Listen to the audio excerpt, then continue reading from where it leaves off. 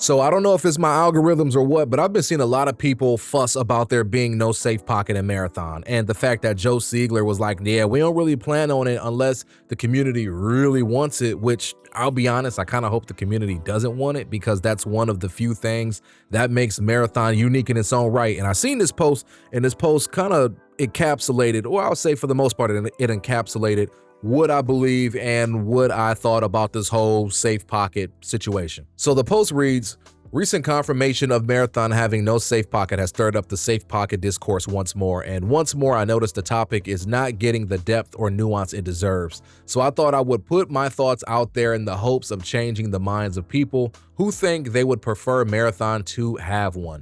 The game warping effect of safe pockets. At a base level, safe pockets entirely warp the whole game around them, and this is mainly what I want to make clear about safe pockets in Marathon. Every single design choice currently made about the game, iterated on via feedback and testing, has been made without safe pockets in mind. It is not so simple as just adding the safe pockets. Sure, you could, but it would entirely upset every other system. Contracts, item economy, moment-to-moment gunplay, and the entire material economy. These systems would all have to be looked at critically again to adjust for safe pockets. Think about the poor Thief gamers.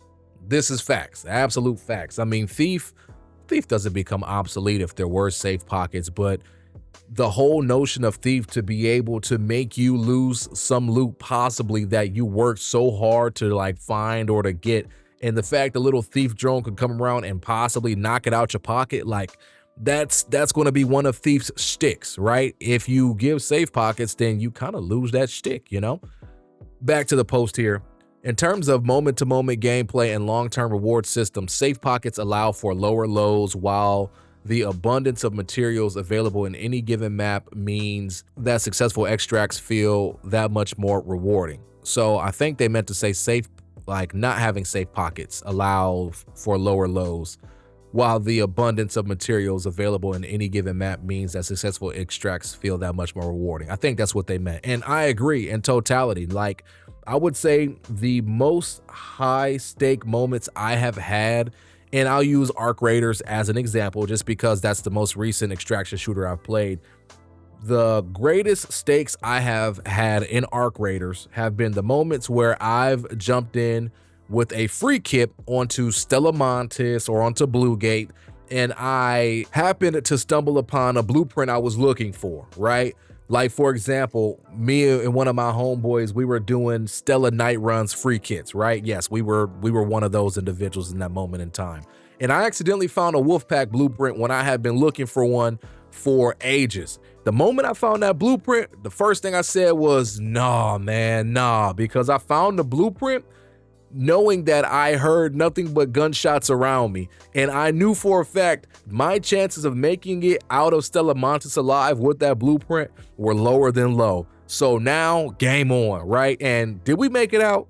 No, we didn't make it out. And it wasn't because of another team. We fought two teams, one against the two teams, and then got jumped by two shredders. Like, and that was the name of the game. And that sucked in the moment. But here's the thing. I remember that with vivid detail. That was one of those memories that I look to have whenever I game. Was it a low memory? Yes. But looking back at it, I so much rather have that than, oh my gosh, I found this, let me stick it in my safe pocket. Yay, we did it. Like, no, give me some stakes. And maybe I'm a masochist for wanting that, but give me some stakes so that when I can successfully make it out, it's like euphoria, yo. It's like, oh my gosh, I can't believe we did it. You know what I'm saying? So yeah, higher highs, but lower lows. But I mean, that's just the way of the road, you know? I look at that akin to like alchemy or something, right? Isn't alchemy the law of equivalent exchange? Like, if I want to have the high highs, I gotta have the risk of the low lows as well. You know what I'm saying? Getting back to the post here. They said runners drop everything. This is one of the most important and, to me, fun aspects. And I would have to agree. Safe pockets instantly take loot off of the map. They are a complete void of loot. What? Okay, I read that right. They are a complete void of loot and materials. As mentioned earlier, with the game not being designed with them in mind, we could look at how POIs all have specific material drops. Imagine that you could wipe entire lobbies 3 runs in a row by chasing exfils, but because you didn't spawn at the POI you wanted to and an enemy safe pocketed the POI material, you don't get a single of the green material. Oh, you don't. Is that what they meant? Sometimes my reading is bad, y'all. Bear with me. You don't get a single one of the green material you were hunting for because it was removed from the map. It would feel incredibly unrewarding to contest POIs and could instead incentivize a loop of simply exfilling until you get the spawn you need, which most likely just ends with building resentment for the game, wasting your time. I gotta put a pause right there, but that is one of the biggest like weird things that has happened with arc raiders. And I'll be honest, I even experienced it, and I've even done it, right?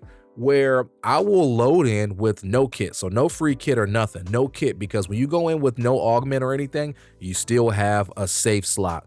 So what I would do is I would queue into some night raids, and I did this with my homies. We queued into Blue Gate with nothing, and we ran around, looted everything we could, and when we couldn't find a blueprint we were looking for, we just surrendered. And then we did it again and did it again. And I did that until I found a Tempest blueprint. I found the Tempest blueprint, and guess what? I surrendered and I was fine because I didn't go in with anything, but I left with the Tempest blueprint. You know what I'm saying?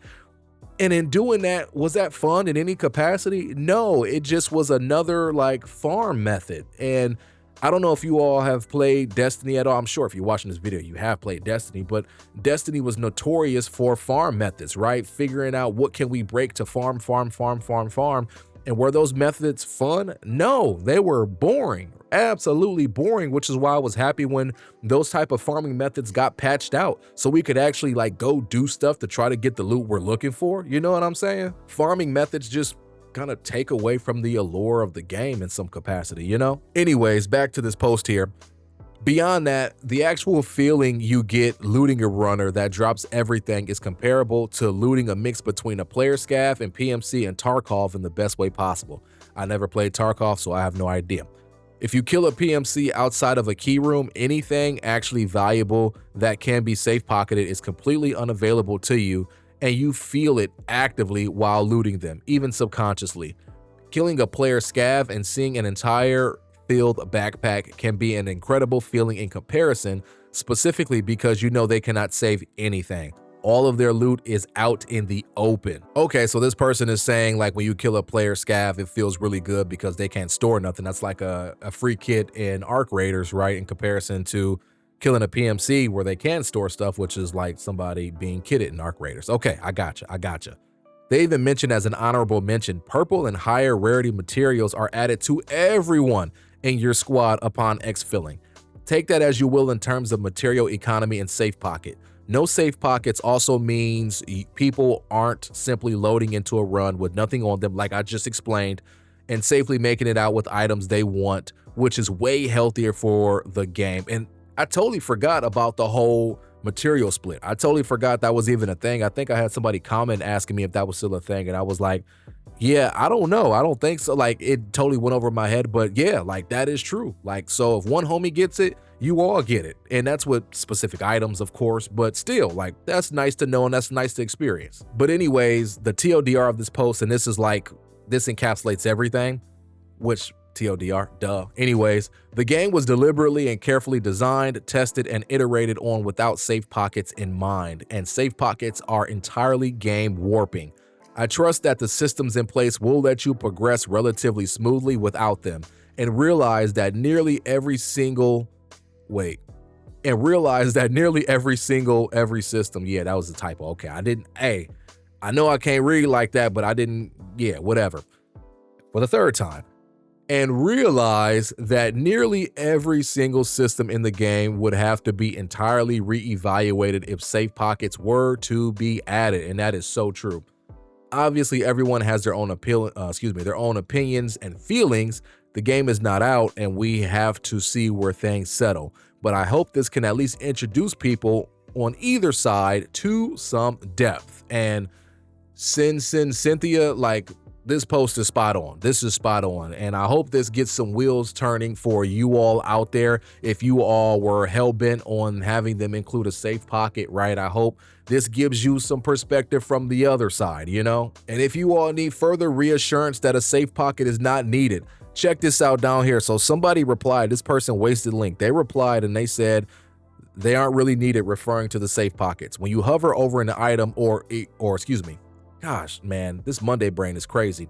When you hover over an item or requirement for a skill tree node, it tells you exactly where stuff comes from, and there are severely less spam of weird items that you have no idea what they are used for. It's much more streamlined than other extraction shooters. For games with much more variation of spam loot, where you have to get luckier to find an item to progress in X way, I understand the need for a safe pocket.